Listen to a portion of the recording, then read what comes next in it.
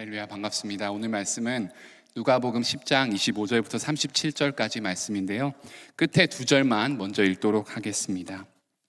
저희 같이 두 절이니까요, 같이 함께 읽으시도록 하겠습니다. 시작. 내 생각에는 이 세 사람 중에 누가 강도 만난 자의 이웃이 되겠느냐? 이르되 자비를 베푼 자니이다. 예수께서 이르시되 가서 너도 이와 같이 하라 하시니라. 아멘. 우리말 중에 핑계 없는 무덤은 없다라는 말이 있습니다. 살다 보면 다 각자 자기만의 핑계가 있습니다. 약속 시간에 늦는 사람들은 늘 늦습니다. 그런데 신기하게도 매번 그 핑계를 다 각자 다르게 하나씩은 다 가지고 있습니다. 아마 핑계나 변명은 우리 인간의 본능인 것 같습니다.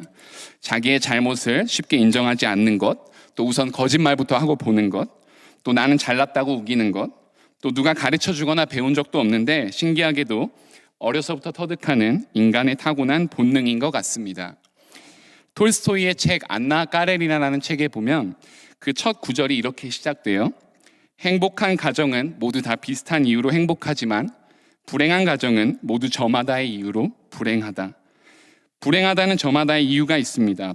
불행한 저마다의 가족의 핑계가 있다는 거죠. 사랑하지 못하는 데에도 사실 핑계나 변명은 무궁무진한 것 같습니다. 나랑 수준이 안 맞아서, 생각이 틀려서, 배경이 달라서 사랑할 이유보다 사랑하지 못할 이유가 훨씬 더 많이 존재합니다. 사랑받을 만한 존재가 되어야 사랑을 줄 수 있다고 생각합니다. 사랑의 범위를 내 가족으로 제한합니다. 사랑할 만한 대상을 내가 정합니다. 이처럼 사랑에 대해서 우리랑 비슷한 핑계와 변명을 가지고 있었던 한 사람이 오늘 말씀에 등장합니다. 그는 율법사입니다. 율법사란 구약의 율법 모세 오경에 대해서 아주 능통하게 잘 아는 사람입니다. 이 사람들은 꽤 존경받는 자들이었습니다. 율법을 대함에 성실했고 또 열심을 가지고 연구했고 사람들에게 해석해 줬습니다. 소위 하나님의 뜻을 잘 알고 있다는 이 율법사가 예수님 앞에 나와서 질문을 하는 거예요. 그게 이제 25절 말씀입니다. 어떤 율법 교사가 일어나 예수를 시험하여 이르되 선생님이여 내가 무엇을 하여야 영생을 얻으리이까? 잘 모르면 예수님께 나아가서 여쭙고 질문해야 합니다. 성경이 잘 이해가 안 가면 목사님들에게 질문하고 물어보면 됩니다. 좋은 신앙의 태도라고 생각이 됩니다. 문제는 이 사람의 의도가 잘못되었습니다. 율법사의 질문에는 좋지 않은 의도가 담겨져 있어요. 예수님을 시험하고자 한 겁니다. 그는 상당히 교만한 자입니다. 하나님 앞에서, 예수님 앞에서 자기가 하나님보다 더 잘 안다라고 생각하고 시험하고자 했습니다. 주님을 공경에 빠뜨리고 자기의 지식을 과시하기 위한 질문을 그가 던진 겁니다. 게다가 질문의 내용을 보면 이 사람이 얼마나 복음을 잘못 이해하고 있었는지를 잘 보여줘요. 질문의 내용이 뭐냐면 내가 무엇을 하여야 영생을 얻으리이까입니다. 그러니까 영생은 살아계신 하나님과 그리고 그의 아들 예수 그리스도를 아는 것입니다. 하나님과 영원토록 거하고 하나님을 즐거워하고 하나님을 기뻐하는 것, 그것이 영생입니다. 이건 뭘 행해서 얻어지는 게 아닙니다. 물론 기독교 외의 모든 종교들은 다 징벌과 보상의 원리 위에 세워져 있습니다. 신이 원하는 것을 내가 잘하면 칭찬을 받고 복을 받고, 그리고 그것을 못하면 벌을 받는, 징벌을 받는다는 원리가 있습니다. 그래서 우리는 생각할 때 모든 일에는 다 인과관계가 있다라고 생각합니다. 원인이 있고 그리고 결과가 있다라고 생각하죠. 그런데 우리 기독교에는 내가 잘한 게 없음에도 불구하고 하나님이 선물을 주십니다. 이게 영생은 원인이 없습니다. 무엇을 해서 얻거나 어떤 고행을 통하거나 어떤 수단을 통해서 받을 수 있는 종류의 것도 아니죠. 결과만 남습니다. 그건 뭐냐면 나는 구원받았다. 내가 하나님의 자녀로 받아들여졌다. 이 결과만 있습니다. 그래서 우리는 이 영생을 은혜로 얻는다, 값없이 얻는다라고 표현합니다. 그래서 율법사의 이 질문의 내용과 숨겨진 의도에서는 빵점 질문입니다. 예수님은 다시 그에게 질문을 합니다. 예수께서 이르시되 율법에 무엇이라 기록하였으며 내가 이것을 어떻게 읽느냐? 그러니까 네가 율법 교사인데 그럼 율법에 뭐라고 적혀 있느냐? 그리고 너는 이것을 어떻게 해석하고 어떻게 이해하느냐입니다. 확실히 율법사는 율법사예요. 신명기와 레위기에 적혀 있는 율법의 핵심을 그가 정확하게 이야기합니다. 이게 27절 말씀입니다. 대답하여 이르되 내 마음을 다하며 목숨을 다하며 힘을 다하며 뜻을 다하여 주 너의 하나님을 사랑하고 또한 내 이웃을 내 자신같이 사랑하라 하였나이다. 마태복음에서 보면 이것을 온 선지자의 율법과 강령으로 표현합니다. 그러니까 바로 뭐냐면 하나님 사랑과 이웃 사랑이죠. 성경은 사랑에서 시작해서 사랑으로 끝납니다. 하나님이 세상을 만드셨고 그리고 그의 무한한 영광과 기쁨을 위해서 우리 인간들을 창조하셨고 또 우리를 사랑하셨고 우리가 범죄하였음에도 불구하고 하나님의 아들을 보내사 우리를 책임져 주셨고 우리를 구원의 자리에 초대해 주셨다라는 게 성경의 핵심입니다. 그래서 하나님의 백성들 역시 하나님의 속성인 이 사랑을 닮아서 서로 사랑이 충만할 것을 요청받고 있습니다. 요한일서에서 이렇게 표현을 합니다. 그의 계명, 예수 그리스도의 계명은 이것이니 곧 그 아들 예수 그리스도의 이름을 믿고 그가 우리에게 주신 계명대로 서로 사랑할 것이니라. 그 다음 로마서 말씀해 보니까요, 그러므로 사랑은 율법의 완성이니라. 그러니까 다시 말해 율법을 완성하는 것은 결국 사랑밖에 없다는 겁니다. 사랑뿐입니다. 하나님의 계명, 그리스도의 명령, 우리에게 주어진 사명은 사랑입니다. 하나님을 사랑하는 것, 그리고 이웃을 사랑하는 것, 바로 그겁니다. 그리고 주님이 덧붙여서 말씀하세요. 28절 말씀인데요, 예수께서 이르시되 내 대답이 옳도다. 이를 행하라. 그러면 살리라 하시니. 행하면 산다는 겁니다. 무엇을요? 사랑을 행하면 산다고요. 사랑을 행하면 산다는 말입니다. 누구에 대해서요? 무엇에 대해서요? 하나님에 대해서요? 네, 하나님에 대해서 말입니다. 하나님을 우리가 가진 온 의지와 감정과 생각과 마음과 온 뜻과 열정을 다해 하나님을 사랑하라는 겁니다. 그럼 이웃에 대해서는요? 이웃도 그와 같이 사랑하라는 것입니다. 그러니까 하나님을 사랑하는 것만큼 하나님을 사랑하는 것처럼 이웃에 대해서도 그러하라는 것입니다. 하나님을 사랑하는 것과 이웃을 사랑하는 것의 이 두 가지 명령이 각각 따로 존재하거나 혹은 하나는 가능하고 하나는 가능하지 않은 게 아니라 혹은 하나는 지켜도 되고 하나는 또 힘들거나 어려우면 핑계대고 변명하고 지키지 못할 것이 아니라 둘 다 똑같은 무게와 똑같은 명령으로 우리에게 요구되어 있고 요청되어져 있습니다. 우리는 하나님을 사랑한다라고 고백하죠. 하나님에 대해서, 그리스도에 대해서 우리가 사랑한다라고 고백합니다. 그리고 이게 얼마나 중요한 일인지 저희는 너무너무 잘 알고 있습니다. 그래서 하나님을 사랑하려고 여러 애를 씁니다. 우리가 예배에 참석하고요, 헌금을 드리고 선교를 하고 또 무언가 일을 만들어냅니다. 그런데 문제는 우리는 하나님 사랑과 이웃 사랑을 구분해서 놓고 하나님 사랑은 우선순위에 있지만 이웃 사랑은 그보다 더 뒤에 위치해 있다라고 생각합니다. 그래서 하나님 사랑부터 하는 게 첫 번째고 이웃 사랑은 그 다음으로 언제나 밀려버립니다. 그런데 하나님 편에서, 예수 그리스도 편에서 보면 이 두 가지 명령이 분리된 게 아니라고요.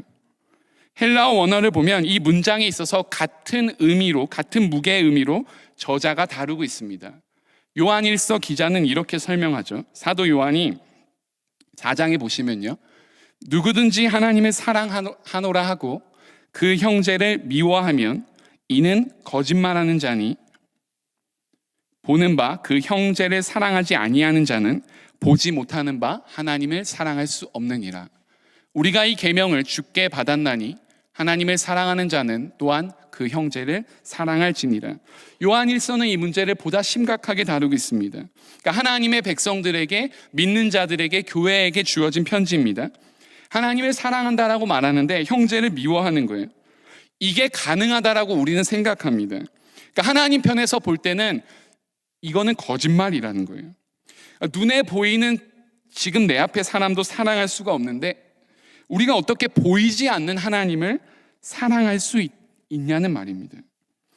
내 눈앞에 지금 당장 있는 사람도 받아주지 못하고 용서하지 못하고 용납하지 못하고 사랑하지 못하는데 도대체 우리가 눈앞에도 보이지 않는 하나님을 어떻게 사랑한다라고 고백하고 말할 수 있겠느냐? 이게 사랑의 사도였던 사도 요한의 이 요한일서의 핵심 질문입니다. 우리 한국교회는 가만 보면은 정말 열심히 많이 있습니다. 물론 지금은 교회들이 이제 힘을 잃어가고 있고 또 여러모로 열심이라는 그것 가치를 잃어버린 게 사실입니다만, 사실 열심을 가지는 것은 굉장히 좋은 일이라고 생각됩니다. 주님을 향한 뜨거운 열정, 그리고 교회를 향한 열심, 그리고 주님의 말씀을 사모하는 그 열심이 우리 가운데 필요하다라고 생각되어져요. 그런데 문제는 이 열심이 무엇을 향한, 또 무엇을 위한, 그리고 어떤 결과를 만들어냈는지를 우리가 가만 생각해 볼 필요가 있습니다. 지난 수십 년간 하나님이 은혜 주셔가지고 한국 교회는 많이 성장했습니다. 자주 모여서 먹고 교제했습니다. 모일 때마다 우리는 예배했습니다. 저녁마다 기도했습니다.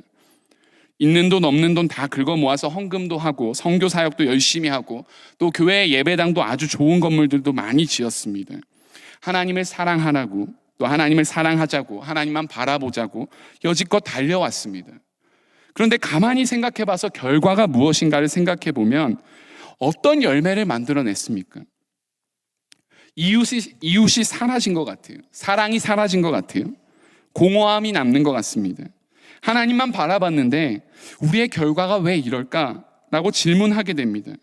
사도 요한의 말을 빌리자면 하나님을 사랑한 것도 그게 진짜 하나님을 사랑하는 모습으로 우리가 달려온 것인지를 되돌아보고 반성할 필요가 있다라는 말입니다. 하나님을 사랑하면 자연적으로 이웃을 사랑하게 되어 있고, 그리고 기본적으로 이웃을 사랑해야 하나님을 사랑할 수 있다라고 성경이 누누이 이야기하고 증거하고 있습니다. 하나님에 대한 공부는 우리가 열심히 했지만 인간을 어떻게 사랑하는지에 대한 사람에 대한 공부는 별로 하지 않았습니다. 하나님에 대한 열심은 있었지만 우리 주변의 이웃에 대한 그 열심은 별로 없었습니다. 그래서 무언가 대단한 일을 한 것 같긴 한데 마치 찐빵 안에 앙금이 없는 것처럼 알맹이가 없어져 버린 것 같은 생각이 든다, 이 말입니다. 그 어느 원로 목사님이 이제 은퇴하시면서 그러시더라고요. 본인이 목회를 30년 정도 하면서 교회 건물 짓는다고 재산 갖다 바친 사람도 봤고 자기 자식도 선교사로 목사로 바친 사람도 봤는데 자기가 자기 성질, 성격 갖다가 바친 사람은 없다고 말합니다. 사랑을 하는 게 얼마나 어려운지 저희는 알고 있습니다. 한 사람을 온전히 받아들여 준다는 것, 그것만큼 세상에 어려운 일이 없습니다. 하나님도 이걸 잘 알고 계셨습니다. 그래서 이 사랑을 하나님이 몸소 먼저 실천으로 보여주시는 겁니다. 로마서 말씀에 보면 우리가 아직 죄인 되었을 때 그리스도께서 우리를 위하여 죽으심으로 하나님께서 우리에게 대한 자기의 사랑을 확증하셨느니라. 우리가 아직 주님을 모를 때, 사랑을 모를 때 주님이 먼저 우리를 찾아오셔서 죽기까지 우리를 사랑하시는 겁니다. 그래서 우리로 하여금 주님의 사랑을 부어주십니다.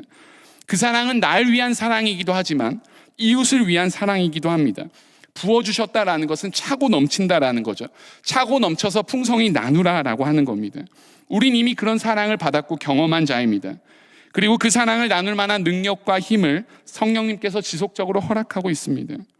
너도 이제 이와 같이 가서 하라라는 예수님의 말씀이 꼭 맞습니다. 가서 이웃을 사랑하면 되는 겁니다. 사랑을 받은 자만이, 경험한 자만이 다시 이 사랑을 돌려줄 수 있습니다. 어떤 사람은 물론 자라면서 사랑을 더 많이 받기도 하고 또 때로는 여러 형편상 또 여러 아픔과 상처 때문에 사랑을 받지 못하고 자라나기도 합니다. 이 어린 시절에 사랑을 받았냐 못 받았느냐가 평생의 삶에 영향을 주는 건 분명한 것 같습니다. 그러나 우리가 핑계하거나 변명하지 못할 것은 하나님의 사랑은 우리가 확실히 받았고 체험했고 경험했다라는 겁니다. 그리고 이 사랑이 여전히 우리 가운데 흘러내리고 있다는 진리예요. 그래서 우리는 사랑을 나눠줄 수 있습니다. 하나님께 우리가 받은 대로 이웃에게 행하면 됩니다. 근데 문제는 여기서 시작돼요. 이 율법사가 주님의 말씀을 들었는데 다시 반응하기를 이렇게 이야기하는 겁니다. 29절 말씀에 보면 그 사람이 자기를 옳게 보이려고 예수께 여짜오되 그러면 내 이웃이 누구니까? 그러니까 내 이웃이 누굽니까? 자기를 옳게 보이려고 질문한 거예요. 왜냐하면 자기가 생각할 때 자기는 율법을 이미 지키고 있는 자예요. 그는 사랑하면서 살고 있는 자라고 생각했습니다. 이미 율법을 지킨다라고 생각했어요. 그래서 주님 앞에 반문하는 거예요. 주님, 그러면 제 이웃이 누군데요? 예수님은 아직도 이 말씀을 못 받는 사람을 위해서 비유를 들어주십니다.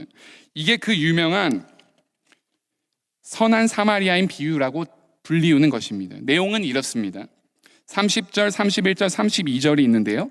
제가 읽지는 않겠습니다. 어떤 한 사람이 예루살렘에서 여리고로 가는 도중입니다. 이 거리가 약 17마일 정도 됩니다. 이 여행지는 굉장히 위험한 여행지여서 피의 길이라고 불렸습니다. 예루살렘이 해발 2,300피트 정도 되고요.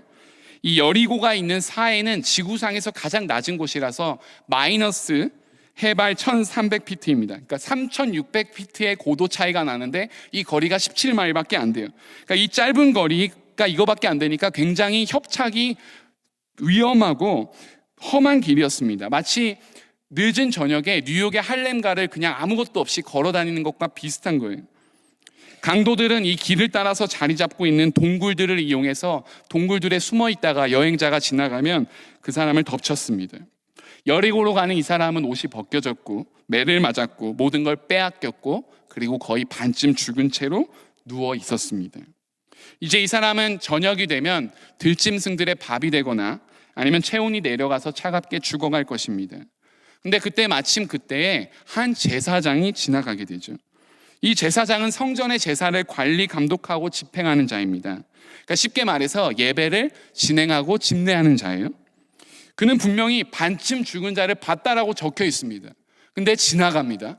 그다음 32절에 보니까 레위인도 나오는데 이 사람은 레위 지파의 후손으로 성전을 돌보고 제사장들을 돕는 역할을 합니다. 이 사람도 그냥 지나가요. 이 두 그룹 다 나름대로 사회에서 지위가 있었고 존경받았고 하나님의 부름을 받은 자들로 여겨진 자들이었습니다. 그런데 제사장과 레위인이 이 사람을 봤음에도 불구하고 반대편으로 돌아가지고 지나칩니다. 왜 이들이 이렇게 행했을까? 많은 주석학자나 목사님들이 연구를 해보는데 성경에 답은 없습니다. 아마 이 반쯤 죽은 자를 만지면 저가 죽었는지 살았는지도 모르는데 혹여나 죽었다면 시체를 만진 게 돼서 부정한 자가 돼서 예배를 집례하는 데 문제가 되었을지도 모릅니다. 아니면 이 자를 돕다가 아직 머물러 있는 강도떼들에게 또 다른 습격을 당할 가능성도 생각했을 수 있습니다. 아니면 옷에 피가 묻어서 옷이 더러워지고 사람들의 의심을 살까 하는 눈초리를 두려워했을 수도 있습니다. 혹은 냉정히 말해서 저 자는 하나님께 징벌을 받은 죄인으로서 그냥 마땅히 저렇게 된 게 당연하다라고 생각했을지 모릅니다. 이들이 왜 그랬는지 예수님은 말해주지 않습니다. 근데 다음 절에 사마리아인과 어떤 반응의 차이가 있는지를 보면 문제가 보다 명확해져요. 33절 말씀인데요. 어떤 사마리아 사람은 여행하는 중 거기 이르러 그를 보고 불쌍히 여겨. 이 사람이 어떤 마음을 품냐면 불쌍한 마음을 가지는 겁니다. 불쌍히 여긴다는 것은 그의 입장과 처지에 서서 그를 향해 동일한 마음을 가진다는 거예요. 그가 불쌍히 여기고 긍휼히 여깁니다. 그리고 이 마음이 그를 향해 행동하게 합니다. 사랑한다는 것은 책임을 진다는 것입니다. 사실 레위기랑 신명기에 보면요, 율법사든 이스라엘 사람이든 강도 만난 자들을 만나면 어떻게 해야 될지를 하나님이 이미 율법을 주셨습니다. 책임을 지라고 합니다. 근데 이 사마리아 인만이 책임을 집니다. 자기의 물질과 시간과 에너지를 소비합니다. 이보다 더 큰 낭비는 없습니다. 우리가 살아가고 있는 현대사회, 자본주의 이 상황 속에서 우리는 이 시스템에 길들여져서 우리의 머릿속에는 계산이 빠르게 움직입니다. 내가 이 일을 하면 나한테 얼마나 큰 유익이 될까? 이 사람이 나한테 얼마나 큰 소용이 있을까? 이 일이 나한테 어떤 소득을 가져다 줄까? 끊임없이 재고 계산합니다. 사랑도 계산합니다. 계산하는 순간 사랑은 더 이상 사랑이 아닙니다. 사랑을 모욕하게 되는 거죠.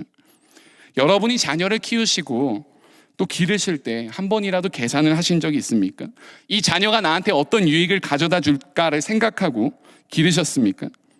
어느 부모가 네가 열심히 공부하고 성실하게 살면 너가 잘 살 수 있다라고 하지, 네가 열심히 공부하고 성실해야 이 엄마 아빠가 너의 덕을 본다라고 그렇게 강요합니까? 어느 누가 자기 자녀를 투자의 대상으로 보고 양육합니까? 그러니까 자녀를 위해서 그토록 성실하게 일하고 좋은 건 내가 못해도 내 자식한테만큼은 해주고 싶고 먼저 다 해주고 싶은 게 이 부모님들의 마음입니다. 이 사마리아인이 그에 대해서 그런 마음을 가지는 겁니다. 사랑은 낭비입니다. 아주 고귀하고 아주 거룩한 낭비입니다. 자기를 상대방에게 온전히 내어주는 겁니다. 이 사마리아인이 여기서 여행 중이라는 사실은 무언가 비즈니스를 위한 여행일 가능성이 큽니다. 그에겐 핑계가 없고 변명이 없습니다. 불쌍한 사람을 봤고 불쌍한 마음을 가졌고 그리고 바로 행동으로 옮겼습니다. 불쌍한 마음은 단지 거기서 그치는 게 아닙니다. 그는 공감을 하고 즉각적으로 행동을 합니다. 그게 34절, 35절 말씀입니다. 가까이 가서 기름과 포도주를 그 상처에 붓고 싸매고 자기 짐승에 태워 주막으로 데리고 가서 돌보아 주니라. 그 이튿날 그가 주막 주인에게 데나리온 2를 내어주며 이르되 이 사람을 돌보아 주라. 비용이 더 들면 내가 돌아올 때에 갚으리라 하였으니. 이 사람은 주저함이 없습니다. 반쯤 죽은 자를 보고 가까이 갑니다. 그리고 자기가 가지고 있던 올리브 기름과 포도주, 이 와인을 그 상처에 붓습니다. 그리고 자기 짐승에 태워줘요. 그리고 그 협착하고 험난한 길을 이 반쯤 죽은 사람을, 마치 시체처럼 된 사람을 데리고 내려옵니다. 그리고 이제 주막으로 갑니다. 이게 한국어 표현에는 주막으로 돼 있고 영어로는 인으로 돼 있거든요. 근데 이 이스라엘 당시의 문화적 상황을 보면 여기는 잠만 자는 곳이 아니라 간단한 치료도 가능한 여관을 말합니다. 그리고 돌보아 주니라라는 표현이 있는데, 이 표현은 뭐냐면 이 사람이 밤새도록 새벽 내내 이 강도 만난 자와 함께 있어서 이 사람을 테이크케어 해준 것을 표현해주고 있습니다. 게다가 다음날 아침에는 이 사람이 주인에게 데나리온 2까지 내어줍니다. 그 당시 데나리온이 노동자 하루 품삯이었습니다. 보통 이 하루 품삯으로 이러한 인에서는 보통 30일, 한 달 정도를 머무를 수 있었습니다. 그러니까 2달치를 머무를 수 있는 돈을 이 사람이 지불합니다. 이건 솔직히 말이 안 되죠. 이런 사람이 어디 있습니까? 생명부지의 사람을 생명을 구하고 게다가 그 모든 비용을 자기가 정산하고 또 온갖 수고와 헌신과 노력을 하는 게 가능하지 않습니다. 근데 이 사마리아인은 한 영혼을 바라볼 때, 한 사람을 바라볼 때 하나님이 그에게 대해 주신 것처럼 그와 동일하게 한 사람을 바라봅니다. 그러니까 한 영혼을 주님께서 천하보다 귀하다라고 말씀하셨고, 이것을 다만 어떤 은유적이거나 멋진 표현이 아니라 정말 문자 그대로, 말 그대로 주님이 우리를 천하보다 귀하게 여기셔서 자기 목숨을 다하신 예수 그리스도의 마음으로 이 한 영혼을, 한 사람을 바라보는 겁니다. 그래서 이 마음이 사실 우리 가운데에도 회복이 되어야 합니다. 사람을 보는 눈이 완전히 변화되어야 한다라는 거죠. 철학자 마틴 부버는 나와 너라는 책에서 인간에 대한 관점을 전환할 것을 요청합니다. 부버가 볼 때 이 세상은 온통 사물의 관계로 되어 있다라고 합니다. 뭐냐면 나와 그거예요. Me and it. 그것은 내가 다 이용할 대상일 뿐입니다. 기업가는 노동자를 돈벌이의 대상으로만 여깁니다. 노동자는 기업가를 극복해야 될 대상으로만 여깁니다. 학교 교장과 이사들은 학생들의 교육 사업의 도구로만 생각할 수 있습니다. 심지어 목사가 신자들을 목회에 도움이 되는 그것으로 여길 수도 있습니다. 더 나아가서 부모와 자식의 관계도 나와 그것의 관계로 떨어질 수 있습니다. 현대 사회의 모든 관계가 이렇게 되어 있을지도 모릅니다. 이 부버는 나와 그것이 아니라 나와 너의 관계로 돌아가야 된다라고 말합니다. 상대방이 도구화되지 않습니다. 상대방은 수단으로만 여겨지지 않습니다. 나와 너라는 인격적인 관계로 변화하게 됩니다. 그래서 하나님이 우리를 부르실 때 인격적으로 부르시고 인격적으로 대우하셨고 인격적으로 다스리고 있습니다. 그러니까 인격적이라는 것은 뭐냐면 그가 우리를 인간의 존재와 가치를 아시고 대접해 주신다라는 겁니다. 우리가 예배하는 이유, 헌금하는 이유, 건물 짓는 이유, 성경 공부하는 이유, 이 모든 것이 다 사랑을 위한 겁니다. 사랑으로 시작되어야 되고 사랑으로 모든 과정이 진행되어야 되고 그 결과와 열매가 사랑으로 나타나야 됩니다. 그렇지 않은 것은 다 헛것입니다. 문제는 이 이야기는 여기서 끝나지 않아요.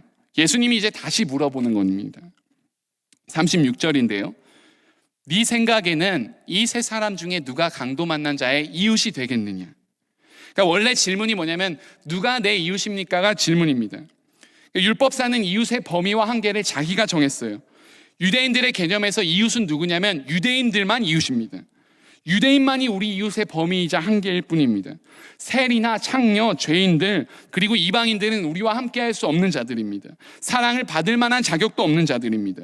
유대인들에게 이들은 인간적인 대우를 받을 만한 자격이 없는 자들입니다. 왜 사랑받을 자격과 대상과 범위를 이들이 자기네 마음대로 스스로 정합니까? 창세기 3장에 보면 아담과 하와가 범죄할 때 이들은 하나님의 주권을 인정하지 않고 옳고 그름을 자기네들 스스로가 정합니다.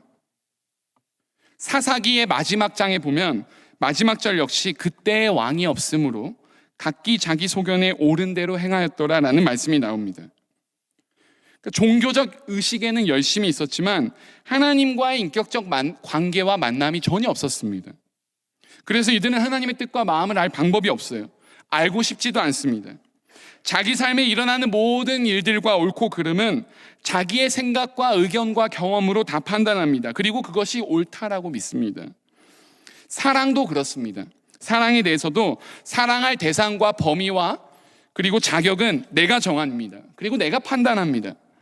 그리고 내가 정하고 판단하면 그게 내게 옳은 것이고 좋은 것이라고 생각합니다. 사실 예수님이 이 비유를 주신 이유가 여기에 있습니다. 자기네들 마음대로 율법을 정하고 그것이 옳다라고 여기고 사랑조차도 그렇게 생각하는 자들에게 주님이 충격요법을 쓰시는 거예요. 이 비유에서 제사장이 지나가고 그리고 레위인이 지나갔을 때 이 이야기를 듣고 있던 주변에 예수님 주변의 사람들은 아마 탄식했을 겁니다. 놀랬을 거예요. 그리고 이제 세 번째로 지나가는 사람이 아마도 그냥 제너럴한 주의시겠지라고 기대를 했을 겁니다. 근데 기대와 달리 사마리아인이 나오는 거예요. 아마 듣고 있던 자들이 비명을 질렀을지도 모릅니다. 왜냐하면 너무 충격적이에요. 평소 유대인들에게 있어서 사마리아인들은 인간이 아니에요. 신약 성경에 보면 사마리아인들은 상종하지 않습니다. 그들은 개보다도 못한 자들이에요. 왜냐하면 옛날에 이스라엘인들이 아수르에 정복당했을 때 아수르인들이 자기네의 사람들을 여기에 강제로 이주시켜가지고 이스라엘 사람들과 강제로 혼인을 하게 합니다. 그래서 피가 섞인 거예요. 그래서 이방의 민족들과 피가 섞인 자들이기 때문에 이런 자들은 죽어야만 마땅합니다. 그래서 말도 안 했고 사마리아인들이 사는 지역은 아무리 지름길이어도 돌아가거나 피해갔습니다. 그런데 여기에 사마리아인이 뜬금없이 등장하는 거예요. 그리고 주님이 질문하시는 겁니다. 누가 강도 만난 자의 이웃이냐는 것입니다. 그러니까 주님이 율법사의 질문을 바꿔버리시는 거예요. 처음에는 내 이웃이 누구입니까? 라고 생각하고 질문했는데 주님이 뭐라 그러시냐면 너는 지금 어떤 이웃이냐라고 물어보시는 겁니다. 내 이웃은 내가 정하지 않습니다.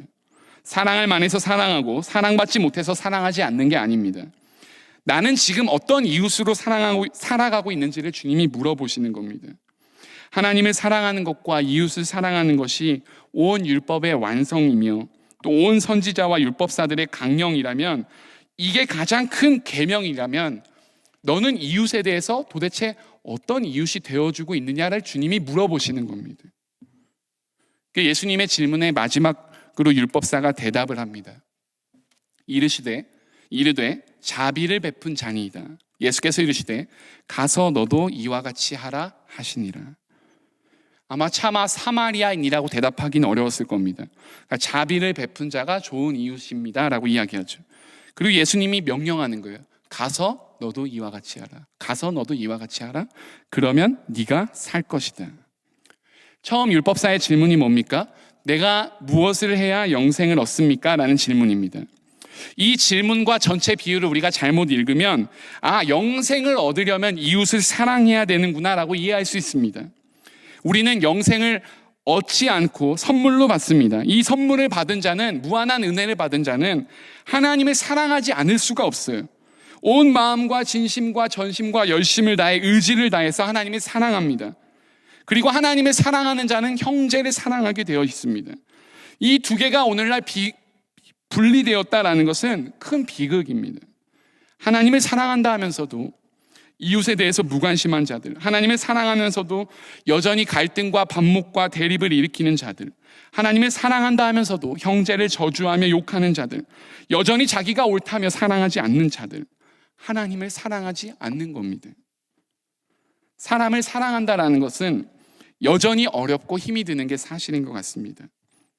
실제로 받아들이기 쉽지 않은 사람들이 있습니다. 용납하기 힘든 사람들이 있습니다. 용서하기 힘든 사람들이 있습니다. 그게 사실이고 그게 현실입니다. 그래서 우리는 사랑의 조건을 많이 타협했습니다. 사랑하는 범위와 조건도 이제는 내 가족 정도로만 한정합니다. 혹은 내가 사랑하는 친구들 정도입니다. 교회도 이제는 사랑을 나눌 만한 곳으로 사람들이 여기지 않는 것 같아요. 신앙생활 하기 위해서 어쩔 수 없이 가야 되고 필요한 필요 조건 정도로만 이해하는 것 같습니다. 그래서 애초에 마음을 어느 정도 주지 않습니다. 왜냐하면 내가 상처받을 게 두려워서요.